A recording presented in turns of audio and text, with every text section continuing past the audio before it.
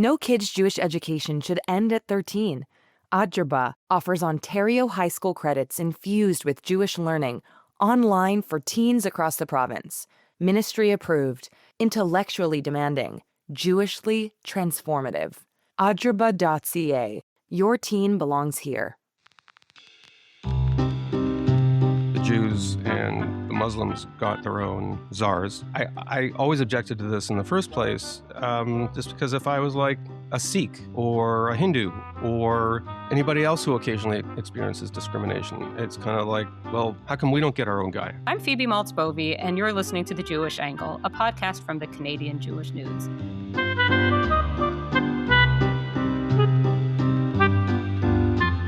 There are few expressions that strike me as stranger than the one I'm about to say.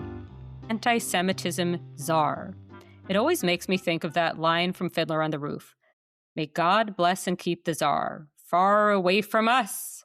But czar in this context refers not to a Russian emperor, but rather to a government official charged with a specific mission. And anti-Semitism is the thing that the czar in this context is actually fighting. I'm speaking today about anti-Semitism czars, as you may have gathered, specifically because as of February 4th, Canada has decided to get rid of that envoy position, envoy, another topic, as well as the one opposing Islamophobia in favor of something called an Advisory Council on Rights, Equality, and Inclusion to Combat Hate. All of this is happening within the context of no shortage of anti-Semitism in Canada, but also this broader rethinking of questioning of DEI, or in Canadian, EDI initiatives more generally. So here to help sort out what's going on here, I'm thrilled to welcome John Kay. John, welcome to The Jewish Angle.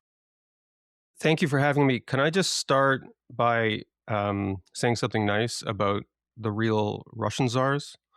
Sure. Not nice, but like a sort of a happy ending thing where, as a lot of people listening know, the czars, they created this Pale of Settlement because they didn't want Jews in places like St. Petersburg and Moscow, because that would be gross. And so a lot of Jews fled out east to Siberia, and where they did things like they built out the Trans-Siberian Railroad. And a lot of them ended up in China because the railroad went through Chinese territory, including my ancestors. And had the Tsar been less anti-Semitic, I would have probably just been a Russian person. Instead, my ancestors went out, built out the Trans-Siberian Railroad, ended up in China, and ended up essentially as refugees to Canada, which is why I'm here speaking English with you and wearing a baseball cap instead of like, I don't know, some kind of giant Russian fur cap or something like that. And had the Tsar not been so intolerant, you and I would not have the opportunity to have this conversation. Wouldn't you say, though, that you live in Toronto, as do I, the giant fur hat would be kind of appropriate for our weather here? I kind of wished I brought along the giant fur hat. But I also think like the term anti-Semitism czar would have been most confusing to Nicholas II himself. He'd be like, well, of course I'm anti-Semitic. That's redundant. Yeah. That's why that expression just always gets me. So John is a writer, editor, and podcaster at Quillette, as well as a past guest on podcasts here at the CJN. He, much like myself, has plenty of strong opinions on many, many topics, but we're going to try to, as best we can, keep it focused on the czars of anti-Semitism. And on that note, I'd like you to walk us through the recent history of Canada even having these czars, the anti-Semitism one and the Islamophobia one, because I studied Canadian history in depth in the form of that packet you have to read to become a citizen. They're not mentioned in there, I don't think. So when did this all start, and why? As I understand, the anti-Islamophobias, by the way, they're not officially called czars. I know. Yeah. But you should explain, yes. Yeah. They're essentially advisors. They have their own budgets, but this was Trudeau era. Basically, it dates to the Trudeau era. Mm-hmm. And Trudeau did so many of these initiatives that I'm not even sure if I objected at the time because there was just so much to object to. Jews and Muslims kind of became honorary indigenous people for the purposes of anti-racism training, in the sense that like we got our own kind of specialized silo for combating that sort of thing. And politically, you can see how it was on brand for Trudeau, who, for instance, like after George Floyd, he created special programs to give money to Black people. He did a lot of like LGBT stuff, or as he called it, 2S LGBTQIA double plus something something. He loved not just engaging in sort of generalized anti-racism or anti-hate stuff, but really kind of drilling down into different groups that he could name check for these anti-hate initiatives. And which is how, during his tenure, the Jews and the Muslims got their own czars, call it that, to combat hatred. I always objected to this in the first place, just because if I was like a Sikh or a Hindu or anybody else who occasionally experiences discrimination, it's kind of like, well, how come we don't get our own guy? Like, Well, it's that is just something I had wanted to ask about. So, from what I can tell, it doesn't seem like these exist for infinite groups. So, who does this exist for, apart from, or has this existed for, since it's not existing uh, further, yeah. besides Jews and Muslims, to have an envoy whose This- role is that?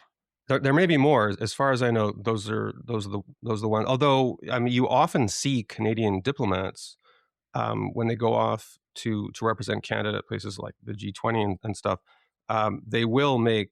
They do see themselves as very strongly identified with like fighting sexism or fighting for Indigenous rights and stuff like that. Diplomats are, at least on the world stage, are mandated to talk about that kind of stuff. Again, a lot of this was institutionalized under Trudeau, who also, people may remember, injected intersectionalism explicitly into the budgeting process. So there was one infamous budget where Chrysler Freeland came out, and the word intersectional actually appeared in the budget documents, like it was some kind of grad seminar at Smith College. And so again, this was very much on brand for Trudeau. And as we now know, Mark Carney, his successor as Liberal leader, is getting rid of them and putting them into this very general, eye-glazing, don't call it DEI committee, I think is the name of it. And yeah. So, you tweeted about this story, and you tweeted, any move that gets Amira El Gawabi off the government payroll is A plus, double plus, good by me. I have not been following this story closely. In fact, I must confess that this was the first week I learned that Canada had an anti-Islamophobia envoy at all. So I have no prior knowledge of this. Please explain. Well, she's been in the post for a couple of years and is, I guess, comes by it honestly, in the sense that she's been call it the anti-racism industry for a while. She was affiliated with CAN, which is the Canadian Anti-Hate Network. But what really, I'm not sure Carney would ever say that this is the reason he did it. But a couple of months back, there was investigative journalist, goes under the name of Blacklocks. It's a subscription-based Ottawa investigation unit. They do a lot of freedom of information type requests.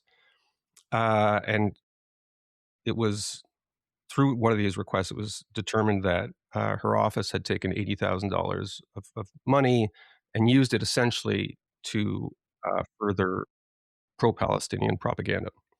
And that she had actually, her staff had explicitly disavowed that, said, no, we didn't do that. And it turned out they got caught. And so this was just a couple of months ago. It very much discredited her office. And she herself has been a controversial figure, like the kind of public announcements she's made. I believe it was after the terrible terrorist attacks in Australia recently. Her office put out something suggesting that, well, the real problem that Canadians are now going to face is like a backlash against Muslims because of this horrible anti-Semitic terrorist attack. So, sort of some logic bending stuff. And again, I, like a lot of people in this sort of human rights, anti-racism space, I don't think she's a bad person. I just, this type of stuff does, at this point in the culture war, just does much more harm than good. Mm-hmm. Yeah. Mm-hmm. So I'm just thinking about this whole thing of the anti-Semitism czar in the kind of like zoomed out sense, aside from like how any individual person approaches that role. Just like, is there something bad for Jews, perhaps, about having like the officer of stop hating Jews so much? Like, does this, you know what I mean? Like, this is something that I'm trying to sort through what I even think about it, because like a part of me sees this story and I think, okay, there was somebody dealing with anti-Semitism. Now there isn't. And yes, there's a lot of anti-Semitism about it. So, but then it's like also, I mean, like, I don't know, what kind of world do I want to live in where I have to like explain to my children, well, we have somebody here in the government who's dealing with why everybody hates us. Like, I don't know. There's just something about this. Help me out here. So there's something about it I don't like, but it's for me, it's a little different. I object to it as a Canadian, not so much, I'm not sure as a Jew how much of it might be counterproductive in the sense that if anybody listening to this works at an organization and the organization designates someone to say, we've noticed redheads are getting a lot of abuse. So Cindy is going to be our czar for fighting anti-redhead abuse. And every Friday she will give you an update and you will tell us what you are doing to fight this problem. Like, it would make me dislike redheads, more than I already do. And so this kind of preachiness, the problem is when you give somebody that title, and we've seen this with the current incumbent in the Islamophobia file, if your mandate is to fight a problem, you start seeing that problem everywhere. Like, if you are the anti-Islamophobia czar, you don't put out reports saying, you know what, things are pretty good. This month we didn't see a lot of stuff. Fingers crossed. Good time for me to take my vacation. Happy Ramadan. It's what happens is you see this with NGOs. You see this with charities. I used to cover the B'nai B'rith beat when I was at the National Post because every year they had an anti-Semitism report. And every year is the same thing. It was like anti-Semitism is surging. Anti-Semitism is spiking. Not one year was it like, anti-Semitism this year wasn't so bad. It's just, it's built into their institutional DNA that, and I don't want to say it's strictly a financial phenomenon, but yes, their donations go up when anti-Semitism goes up. Once you create an institution, or in this case, a government appointment aimed at fighting a particular problem, that person generally is, at least on a subconscious level, has inducement to exaggerate the scope of the problem and just put out endless reports indicating that more money and attention and government support is needed to fight this problem. And I mean, it actually takes a lot of political capital to get rid of these things once you have them, because once you have an anti-Islamophobia czar, the person who gets rid of it is naturally going to be accused of Islamophobia, because it's like, well, why would you get rid of it if you weren't a big Islamophobe? Just as a citizen, I don't like, look, some forms of hate really are, if they become extremely virulent, it makes sense maybe to mandate something, on a temporary basis, a department or resources to fight it. But once you institutionalize the role of saying, this is a problem and we're going to actually pay someone $200,000, I think she made $194,000 a year, probably make $500,000 or more on the way out, and with a half dozen staff or how many she has, then you have an in-house apparatus that is institutionally geared toward trying to convince Canadians that this is a huge problem. And sometimes it is a problem and sometimes it isn't, but 24/7, they're going to be convincing us that this is a huge problem. It's just, that's kind of the way institutions work.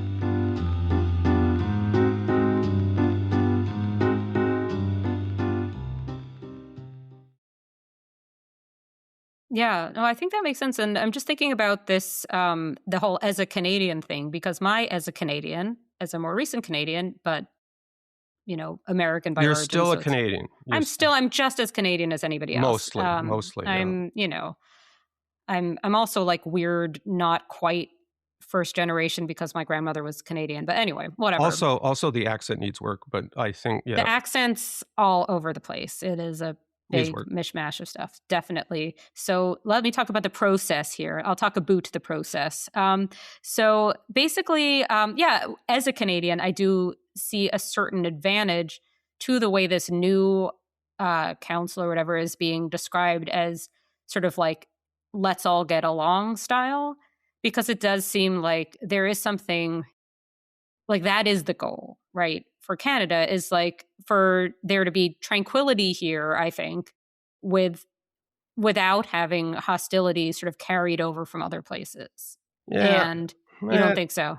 No, I do think so. In fact, one of the most inspiring civic events I ever went to was is 2005, 2006. Well, I'm going to show my privilege here. We attended the citizenship ceremony for our nanny because we are privileged and we have a nanny who helped take care of our kids. And she came from the Philippines and she brought her whole family over. And there was a citizenship ceremony. I didn't know what to expect. I was born in Canada. I've never been to a citizenship ceremony. The presiding judge, gave a beautiful speech. One of the things he said was, just because you're in the room and swear to this oath doesn't make you a Canadian citizen. So he's just, if people tried to sneak into the room, they can't say, aha, I'm a Canadian, which I thought was kind of funny that someone would try that. But he gave a speech that said what you just said, that like, leave your ancient's the wrong word, leave, every part of the world has hatreds and parochial bigotries and stuff like that. When you become a citizen, you're taking a further step toward drawing a line between that world and this world. Like we're not looking for you to keep prosecuting those hatreds or rivalries or whatever you want to call it on Canadian soil. So I 100% agree with that sentiment. So why can't we all get along thing is, I think we get along better when we don't have somebody telling us every 12 minutes to get along. Sure. I mean, think, this is just as an alternative to having like these kind of like weirdly zero sum feeling. One alternative is nothing. Like, I mean, look, if there were a vote on Twitter about what should happen, they would have, what they'd say. They say, send these two positions out the door. The Jewish position, the anti-Semitism position actually hasn't been filled for months. But just get rid of these positions and replace it with nothing. On social media, people are saying, well, be careful what you wish for because you're getting rid of these two positions, but now you have this big council, this advisory body that's going to be tasked with promoting inclusion more generally. I suppose Mark Carney had to do that because it would have been bad optics to say we're replacing it with nothing. He wanted to say, oh, we're just we're replacing it with something. It's redundant now. We're restructuring. Knowing where Mark Carney stands in this kind of stuff, I get the sense he actually he's very commonsensical about this sort of stuff. I think if I had to predict that this sort of DEI council he's setting up will be basically a pasture for old DEI bureaucrats and hacks and human rights commissioners, sort of august eminences who have made their career in this space. People like Bernie Farber, who I guess he's in Florida now. He contributes essays to us sometimes. So well, he knows what this is about. Okay. So like he's a guy who's just been in the space his whole life, and I got to know these guys fairly well when I was at the National Post and through various other interactions, and they kind of expect to keep being publicly relevant to this DEI debate, and they love being on these commissions and panels, and they put up reports, and of course, more is needed to fight hatred. More is always needed to fight hatred. Maybe every year they'll produce a report, and Mark Carney will thank them for their work, and it'll end up in a file drawer. And I'm kind of okay with that because these people do need something to do. And we have built up a culture of expectation that these people are going to be exalted members of our society. And I'd rather stick them all on a committee to produce recommendations no one will really listen to than actually give them a big budget and give them a single mandate area, such as Islamophobia or antisemitism, which just, the Toronto Star and other similarly minded media outlets are going to amplify sometimes in an apocalyptic way. Right now, I approve of Mark Carney's move. I think it's a good idea. So something I was thinking about when you were talking about the citizenship ceremony, mine, which was shortly before October 7th, because I was all like, things are so glorious here in Canada. And there was like, but my ceremony was very much about sort of like that we were basically all settlers. Go on. So it was a very different, I don't remember the exact language, but it was very much more in that vein, which gets me to kind of the other thing I wanted to talk about with you, which is just to sort of zoom out and see where this shift fits within, for lack of a better term, the wokeness, specifically kind of Canada versus the US at this point in time. Because I'm trying to make sense of this. Like when I moved to Canada in 2015, it struck me as much more sort of like overtly progressive than even the more progressive corners of the States. Like I was immediately struck by like straight people talking about their partners constantly and not like, and if I said husband, I seemed like some kind of like Fox News person, that sort of thing, where things are definitely just like more progressive day to day, certainly in Toronto. I'm sure there's like, and I know there's variety depending where you are in Canada, but it seems now with the US really turning away under Trump's second administration from DEI and all of this, I'm confused about what's happening. So is it that Canada is doubling down and saying this is what makes us different from America? This is how we put our elbows up, Or is it that Canada maybe has like a slight lag, but is also kind of getting rid of that sort of thinking as well? So I think Canada has a very unstable national identity is the fundamental problem. So as recently as I guess the mid 2010s, Canadian patriotism was um, it was more subtle than the American variety, but it was pretty overt. Like I worked at a progressive magazine in the mid 2010s, and it was like the world needs more Canada. So when you had your ceremony in 2021, 2022, 2023, we were just in that was I'd say the nadir of it. So Canada wasn't a real country. We were just a blood-soaked genocide state. People use that terminology. There was a CBC show called So-Called Canada. Like the idea that Canada should sort of self-destruct in the name of social justice was like a kind of prevalent view Hmm. on places like the CBC. And then Trump Trump got reelected or elected for a second time, and suddenly the prospect of whatever stupidity was on Trump's mind, destroying our economy, invading Canada, I mean, who knows? And suddenly it was like elbows up. And in the blink of an eye, we went from Canada doesn't deserve to even be a country. It's this horrible place, not unlike apartheid era South Africa and Nazi Germany. All we do is kill indigenous people. To suddenly Canada is this wonderful place. Everyone, like the most progressive people I knew, started having Canadian flags outside their house. They weren't, they would only buy Canadian things. It was sort of like that freedom fries moment after, during the Iraq invasion in 2003 when Republicans they were baking stars and stripes apple pies and stuff. Like it was the Canadian version of that. Well, And yes. Can I just say the one thing that struck me very much visually, again, being a more recent Canadian, was that I had come to associate the presence of Canadian flags on somebody's car with the truckers, yeah, yeah. right? And then suddenly there were like I was trying to see like, well, if it's just one Canadian flag on one side, does that mean something else? It all felt like some sort of code. So progressive people I knew, and actually even columnists in the Toronto Star went from like the Canadian flag is hate speech because it's used by truckers to signal political views I disagree with, and I'm traumatized because I saw one, to I'm reporting my neighbor because he doesn't have any Canadian flags on his house or car, and I bet he's going to go out and shop at Walmart and buy an American-made product. Like it went from one to the other in the space of 15 minutes, and Hmm. including in our journalistic class, our politicians, even our academics. And aside from this being hilarious, it wouldn't be hilarious if we were a country that mattered, but it's hilarious because we can sort of regard the country as a kind of a sitcom. Um, but it also shows that we don't have a stable national identity. So do you think so? Like DEI and that sort of way of thinking has come under fire, and I think justly for a lot of the time for not really being great for Jews in a lot of different ways. Do you think this new kind of maybe like a little bit toned down version that's not singling out specific groups, like could this be a return to some sort of form of things that is just more about like promoting better institutional cultures? You know what would really help Jews and everybody who supports DEI is just more transparency and honesty.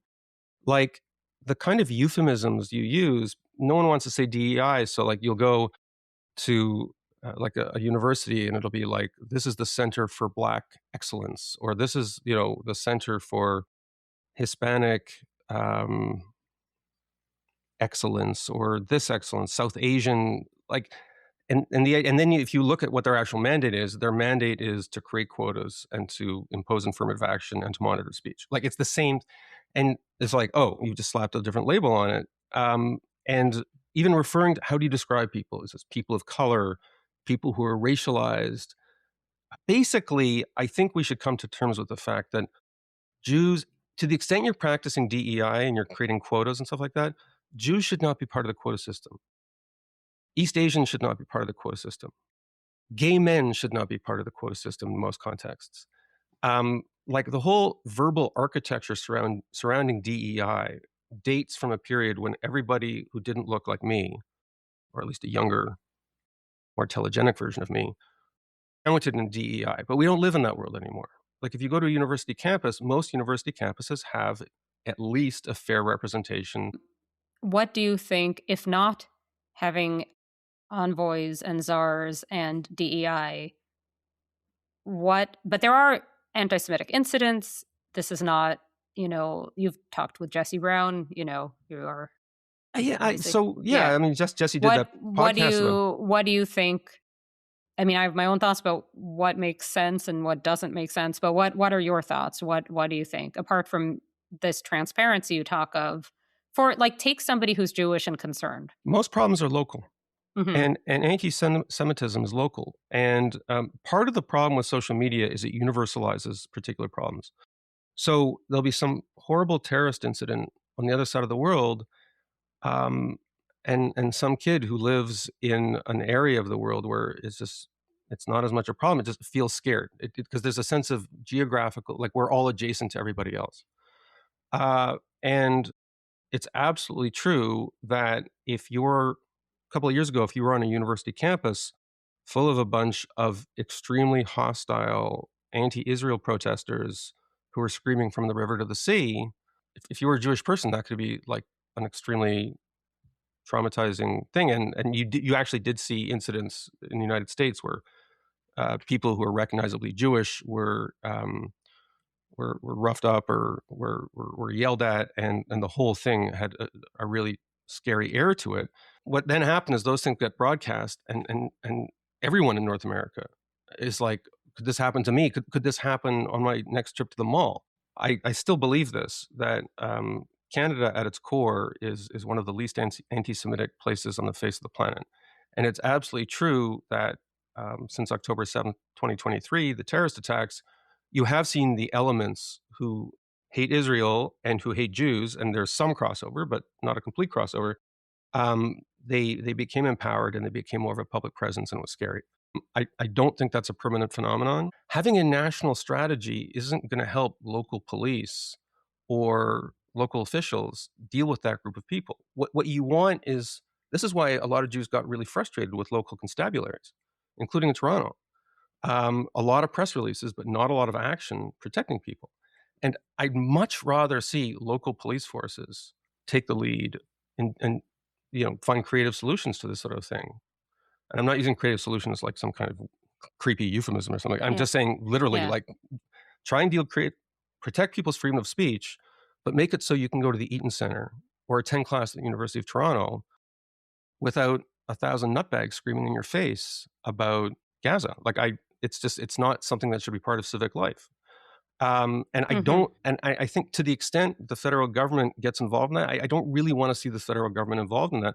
I want to see the police force involved in that. John Kay, this has been really, really helpful in figuring out what's going on with these envoys and what might perhaps be more productive than thinking about it in those terms. Thank you so much for coming on. I'm sure I will want to have you back on the podcast for probably like some slightly sillier topics, because we do those as well. Best of Bernie. Thank you so much for coming on.